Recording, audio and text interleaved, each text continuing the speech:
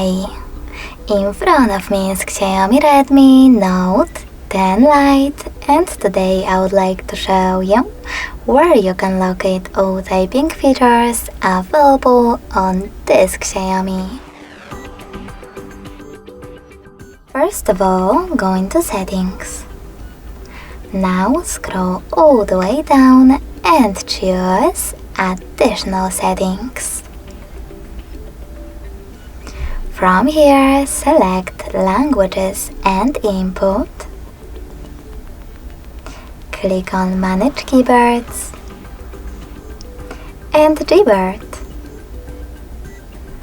Then tap on Text Collection. And as you can see, all typing features are available over here. If you wish to switch on or off one of them, just click on the switcher next to the chosen one. Thanks so much for watching. If you enjoyed this video, smash that like button, comment and subscribe. Bye!